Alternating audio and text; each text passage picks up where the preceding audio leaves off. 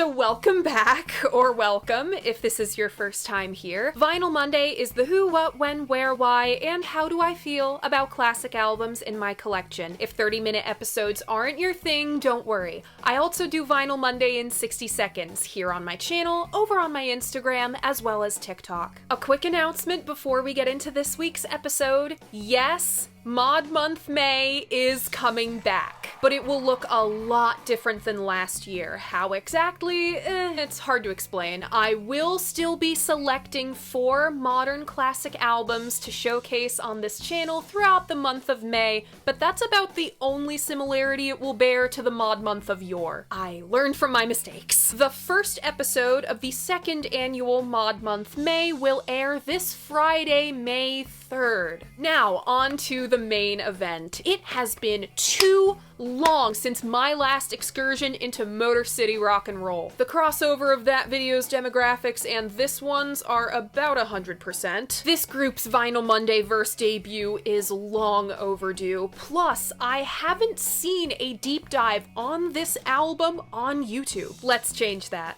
This week's album is... I don't fucking know how to hold this thing. The Stooges Funhouse! Congrats to those who guessed this one. Remember, if you want to play along, all you gotta do is check out my community tab. I post hints to what next week's album is gonna be. I will be posting hints for mod months as well. I host polls where sometimes you get to pick what's on the series. I make announcements when I'm places that aren't here, like my Q&A last week with Vinyl Friday. You can find all of this on my channel. Alright, let's take the plastic off. So my copy is a repress from 2021. This was made in Germany, if that matters to any of you audiophiles. I bought this from Atticus Books in New Haven, Connecticut before an Always gig at College Street. I bought my copy of Blue Rev there as well. Atticus's record collection is small, but it's worth a look. Now let's talk about this cover art, because this is one of the coolest gatefold covers I have ever seen. Not the gatefold, which as B-roll Abby will show you is an alright shot of the band. I'm talking about the outside gatefold. For one, it's a vertical gatefold, which is relatively uncommon. Somewhere in this hellfire you can make out the guys' faces. But when you hold this thing horizontally, the text is oriented vertically, and looking at the gatefold, it's upside down. It's topsy-turvy. There is no right way to hold Funhouse up. Everything is tilted on its axis, not unlike looking in the mirror at a funhouse. This cover was designed by Rob Heimel and photographed by Ed Karieff. This is a weird gap in Funhouse's Wikipedia page. Someone should really fix that. If Ed's name sounds familiar, that's because he photographed Tom Petty and the Heartbreakers' Self-Titled, these shots of Captain Beefheart, and Jimi Hendrix at Monterey Pop. On Funhouse, we have the OG lineup of the Stooges. That's brothers Ron and Scott Ashton on guitar and drums respectively, Dave Alexander on bass, and on vocals, Jimmy Osterberg, aka Iggy Pop. The band is joined by Steve McKay on sax. Funhouse was produced by Don Gallucci, engineered by Brian Ross Meering. Roll transition.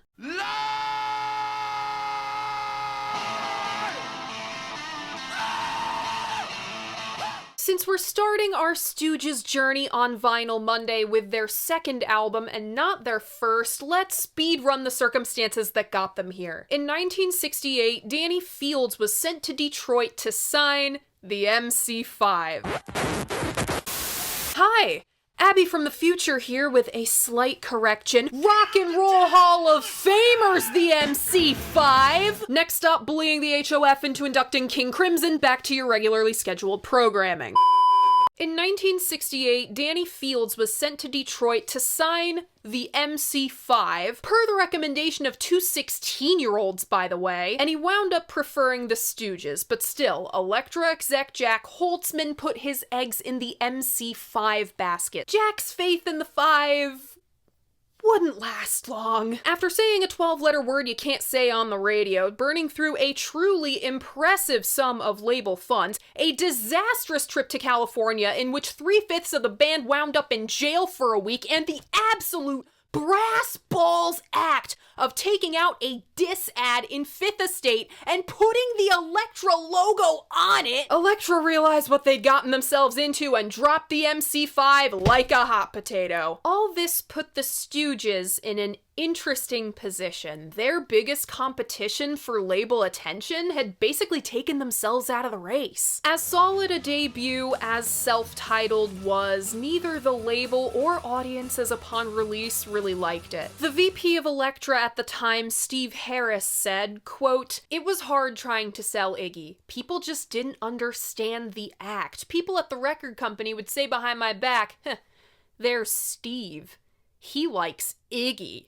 Can you believe that? It really was Steve Harris and Danny Fields against the world, and Danny Fields just got fired. Plus, Self-Titled just didn't convey what seeing the Stooges was like. That was the draw of the Detroit bands, feeling the energy, seeing the crazy shit they'd pull on stage. And this is Iggy Pop we're talking about here, the king of pulling crazy shit on stage. So, to follow up this very studio first LP, the Stooges went for the live-esque approach. Basically, they did the opposite of what the Five did. Elektra sends the boys out to LA in May of 1970, mere weeks after Self-Titled's release. Don Gallucci is brought on board to produce. As different as the keyboardist of a pre-British invasion band from Portland and a bunch of avant-rock hooligans from Detroit may seem on paper, they had more common ground than one might think. I don't know when the hell else I'll be able to tell this story, so I'll just drop this knowledge now. Despite what their name would have you believe, the Kingsmen were not a bunch of squares. Their recording of Louie Louie got them in trouble with the FBI. If I had a nickel for every time a group I covered got in trouble with the FBI,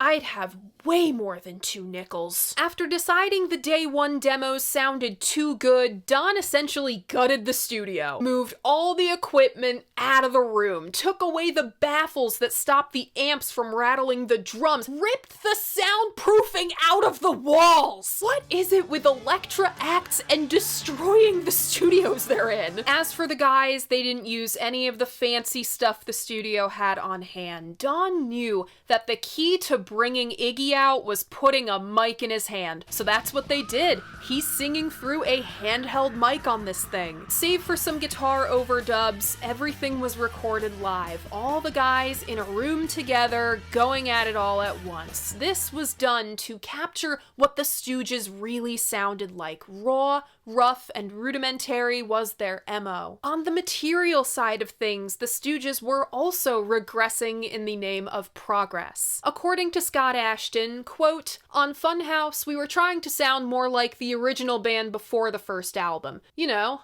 the guys who played blenders on stage." Or alternately, quote, "a free-form jamming thing. It was basically a live album in the studio." Here's an interesting excerpt from Dave Marsh's first interview with the Stooges for Cream magazine. Quote, "Steve McKay, the young horn player who used to do Death City comics in Cream, drifted in to talk to Jim." That's Iggy for the uninitiated. "A week later, I went to see the band's last gig before they split for the coast to record the second record, and McKay was playing with them on a couple of tunes. The combination ending up as a really stunning and visceral sound. A week after that, it turned out that Steve was put on a plane and sent to the coast to be on the album, and, as it was hinted, maybe join the group as a full-time member." And that he did. So that's where the Funhouse sound came from. As for the songs, TVI came out via a fling Iggy had with Kathy Ashton while he was married to his first wife, Wendy. We're off to a great start. The title came from code Kathy and her friends would use to let each other know when a guy was checking them out. What does TVI stand for? I can tell you it's not television. Iggy heard this, thought it sounded cool, and wrote it into the song. Loose was supposed to be the opener, but Elektra was like, I don't know how to feel about a song about being loose opening the record? We're trying to sell more this time? Down on the Street sounds nice. Why don't you boys open with that? 3 weeks before Funhouse's release, the Stooges played the Cincinnati Pop Festival. They were to be broadcast on TV, and they were gonna make their mark. During the song 1970, Iggy pulled, full stop, one of the greatest rock and roll stage stunts of all time. While crowd surfing, Iggy somehow got a hold of a jar of peanut butter, smeared it all over his bare chest, and flung handfuls of it into the crowd. Fair enough, Iggy. I'm a little lost, but fair enough. Who gave him the peanut butter? As the story goes, a 21-year-old Steve Bators, not yet of the Dead Boys. You can't make this shit up. Or maybe you can, because Ron outed Steve as a big fat liar in Please Kill Me. Iggy bought the peanut butter himself that day. Anyway, the track listing of Funhouse goes as follows.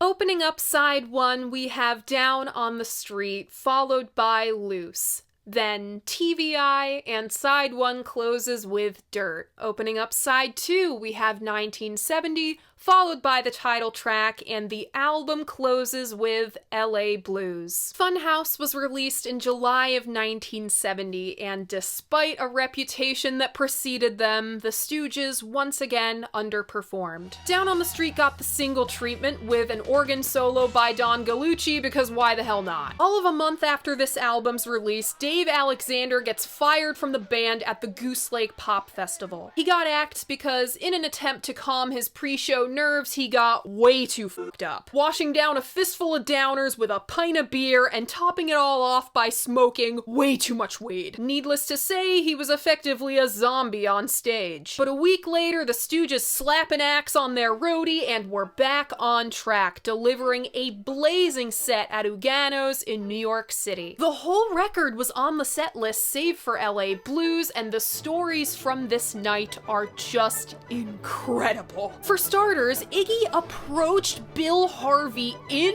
earnest, asking for drugs as compensation for playing 4 nights in a row. Miles Davis was there, hanging out backstage, just chilling as the guys are doing ungodly amounts of cocaine. As for the gig itself, Iggy is running around in red underwear, he pukes on stage, runs through the audience, tackles Johnny Winter, grabs Jerry Miller at some point, and the grand finale, whipping out his junk and slamming it on top of the amp. This man is the human embodiment of letting the intrusive thoughts win. This quote by Scott Kemper of The Dictators says it all. Quote, "I was terrified watching the Stooges at Ugano's." Alternately, Alan Vega of Suicide said, "It was one of the greatest shows I've ever seen in my life."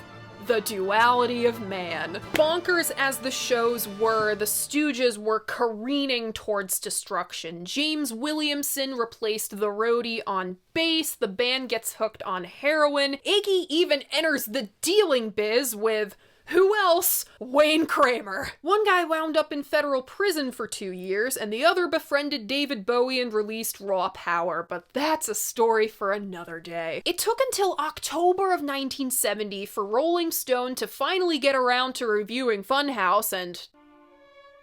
Oh? Oh!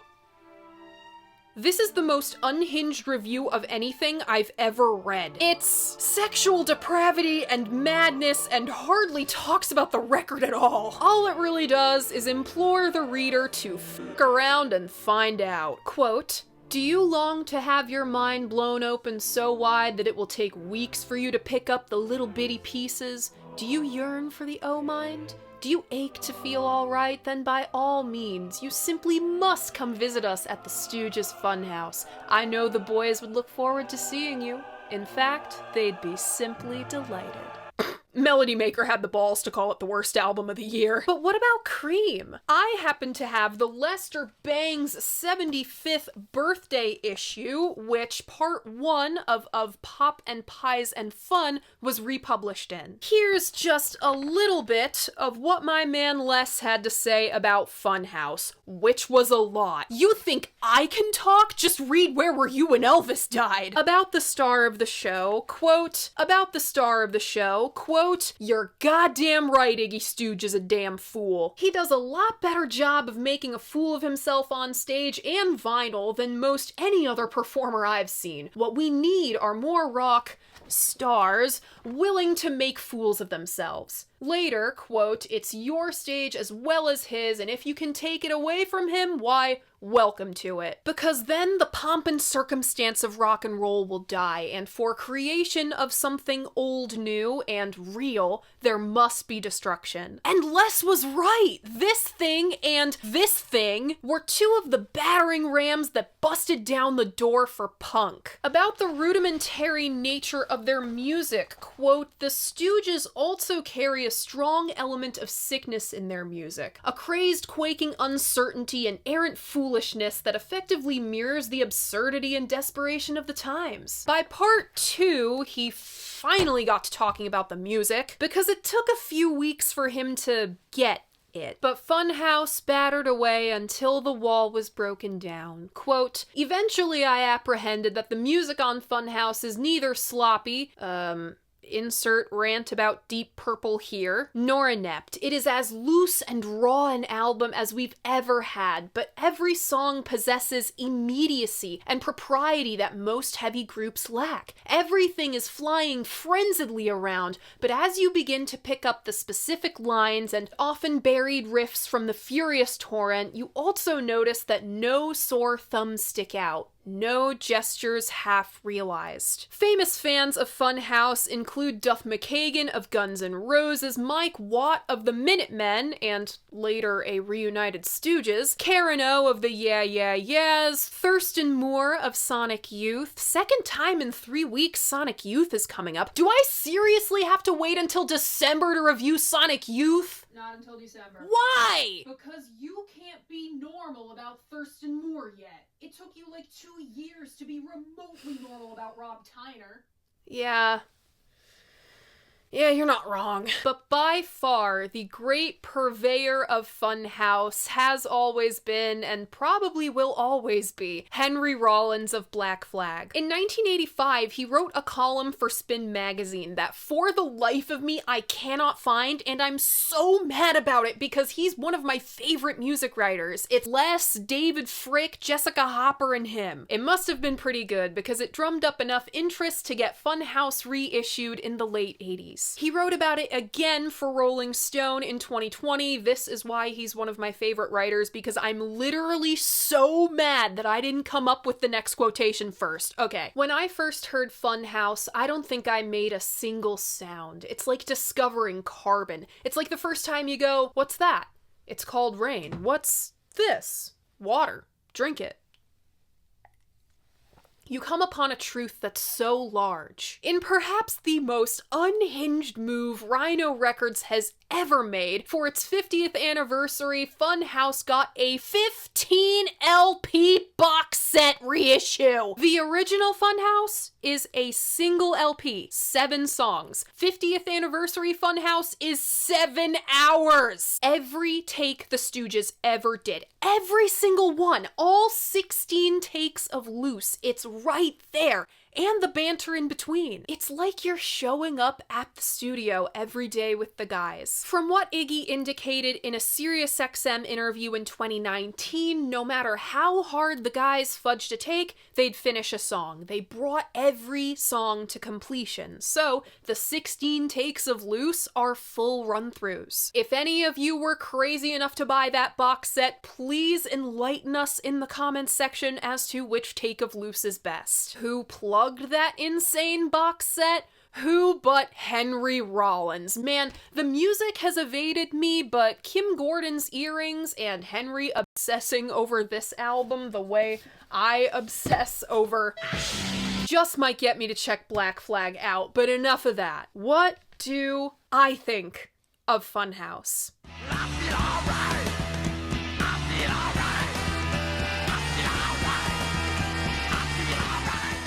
Going in, man, following Pink Moon up with this was certainly something. So why did I choose to start our Stooges adventure here and not with self-titled? Basically, this makes the most sense for me. I'm not sure if it's the rawness or sloppiness, the onslaught of sound, the generally crunchy recording fidelity via these groups playing ungodly loud, or the simple fact the hearing Have Love Will Travel at 13 ruined me forever. The hodgepodge of groups we call proto-punk are, for lack of a better term, my shit. Right out of the gate. Do I prefer Funhouse over Kick Out the Jams? No. Do I prefer it over Back in the USA?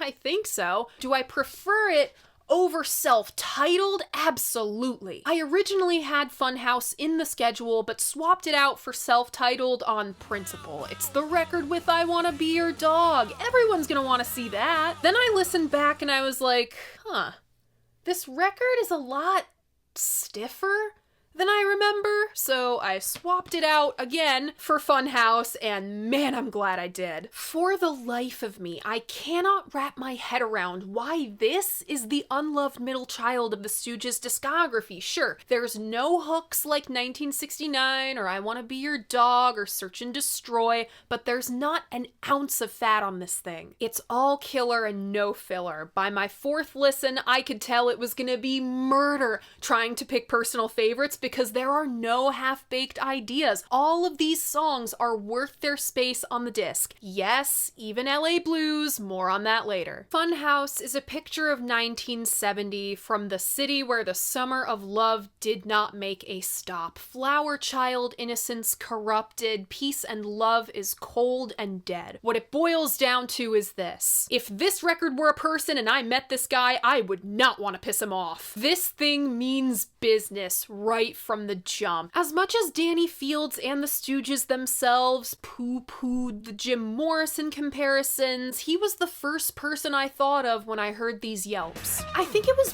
Bruce Botnick in the Doors' episode of VH1 Classic Albums who said were how Jim would warm himself up, get himself into whatever character the song embodied. This is Iggy assuming the character of Iggy. As much as Les would be horrified by this comparison, rock and roll writer gods, please do not smite me. Iggy matching Ron's ad-lib makes me think of the call and response thing Page and Planty would do. Ron plays a gallop with a red-hot sneer. This thing makes me want to rev up a Pontiac GTO and go. His overdubbed solo is fantastic, one of the few studio-born works on the record. It's all burning rubber and screeching tires. As much as a studio can polish things up, it can't apply band chemistry where there simply isn't any. It's static electricity you feel when you listen to a record back. With a band like the Stooges, you get it in these rubber banding motions. Surges forward, then a lull. Down on the streets, energetic variation gives some variation to what the guys are playing, because otherwise there just wouldn't be much. Nevertheless, I'm thoroughly satisfied by this opener. I stick it deep inside. I stick it deep inside. 'Cause I'm loose. Always. Loose is a song about being slutty. Doesn't get much more rock and roll than that. There's a bit of a stumble before this song gets its bearings. The cogs have to speed up or slow down to get the machine going. It's a very authentic moment. Once everyone's on the same page, Scott bashing away at his drums, Ron and Dave chugging away on, where have I heard this riff before? It's mean. This is where a touch of the studio comes in. There's a subtle fade to make room for Ron's searing solo. I like that Don and Brian used a light hand because everything else happening here is pretty heavy-handed. C, I feel fine. Insert the quote about Iggy making a fool of himself. Just stick it deep inside this section. By the end, Iggy's hooting and hollering, clipping out his mic gorgeously. On self-titled, Iggy hadn't quite become Iggy yet. He's still gestating inside the fucked up mind of Jimmy Osterberg. That's Jimmy singing. By Funhouse, Iggy Pop is fully formed and in full form. We listen to him wake from his slumber on Down on the Street, stretch his legs on Loose, and finally, on track 3, he comes crashing into this world. He's backed by this boss-ass riff, and before we can register what's going on, we're slung into TVI. A note from day one. Do any of us know what the fuck a TVI is? Who cares? Iggy's making us dig it. He's playing with different voices on this record, like Jekyll and Hyde. A note from day 9. I now know what a TVI is. My point about the voices still stands. He sounds like a bat out of hell here. A little gruffer, a la noted influence Howlin' Wolf. He's purring, he's whooping. What even is this sound? Appropriately primal. And the coughing. The man is under duress. Another in-the-moment snap of energy I love. There's a brief pause right after, right on, where I imagine the guys looked at each other like, do you want to keep this going? Do you want to keep this going? Yeah. Let's keep this going. Ron comes back in slightly fast. I kinda wish this had been the single instead of Down on the Street. TVI stands toe-to-toe with Search and Destroy, easy. Dirt is driven through the mud and, quote, immaculate murk by our rhythm section. It's stoned and it's sleazy. I love how the drum pattern starts on the top. It flips the whole song on its head. Again, not unlike a funhouse mirror. Don's interjections are the sandpaper that grits up Dave's slithering bass line. The guitar solo is dirty water. It all feels like something slimy crawling up your leg. This is the ultimate Stooges attitude, really. I'm dirt and I don't care. I've been hurt and I don't care. I'm burning inside. It's not supposed to hurt when you pee, man. This is the soundtrack of a man slicing himself up in front of you to let out whatever poison is within, then humping my leg. On to the song that's been stuck in my head the longest thanks to that Dave bass line. The obligatory sequel song. You've heard of 1969? Well, get ready for 1970. It was ludicrous, really, that the guys ever said 1969 was another year with nothing to do. My brothers in Christ, you are from Detroit? There was the most to do in 1968 and 69. Out of My Mind on Saturday night, 1970 rolling in sight, radio burning up above, beautiful baby, feed my love all night. We've gone from another year with nothing to do to we have something to do and we're up to no good. You know, as much as people rag on the Stooges for not being able to play their instruments, see Dennis Thompson's inexplicable one-sided beef with these guys, they sure know how to bring a song to completion. Nothing here leaves me wanting, especially not 1970. From the central motif to Ron's solo and back again, and finally the sax, no idea was left half-baked and it all fits together. All the while, Dave keeps it locked down. We're 2/3 of the way through the record and McKay finally makes his grand entrance with a grimy honk, Iggy egging him on with impassioned cries of blow! It's a little avant-garde, a little coked up hard bop. I see why Miles Davis dug these guys. And I love how this thing crashes and burns. Saxophone wails, drum crashes. Bravo, boys. On to the title track. I sense a little bit of funk influence here, not so much in the rhythm, but the way it meanders. The bass line has its heels stuck in the dirt. This is where the atmosphere of the record really shines. The thundering bass rattles the drums. Someone claps time. Steve's performance isn't quite as fiery as 1970, but to be fair, you can't roll in guns blazing twice. But he provides provides a nice counter to Ron. Ron's absolutely the MVP, playing circles around everyone. 2 minutes and 21 seconds in, Iggy lets the big bad wolf out. He lays on the sleaze with this snarl of little baby girly, little baby boy, and I came to play. This demon goes both ways, and he will not play nice. I thought you only murdered boys.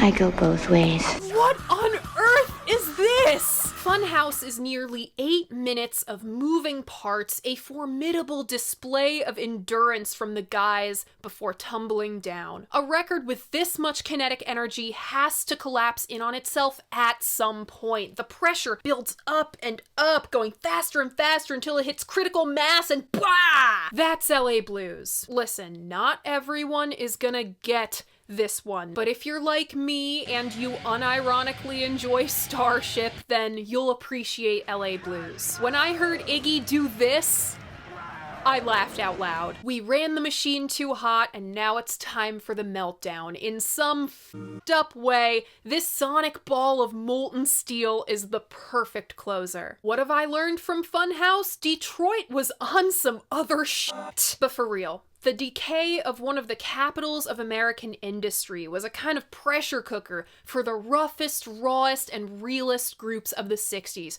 Tomorrow was no guarantee, and that attitude bore stuff that's still exciting to this day. When you strip away all the glitter and feathers, what do you get? Rock and roll at its most basic, primal purpose. Life sucks, so let's fuck. When you gut the thing of all the padding, there's a chance it could suck. With Funhouse, the Stooges had the guts to take that risk, and it worked. For these guys, the Motor City was equal parts post-apocalyptic playground and the third panel of the Garden of Earthly Delights. Welcome to hell, here's the Stooges. It's destitute, it's nihilistic, it's hedonistic, it's indulgent.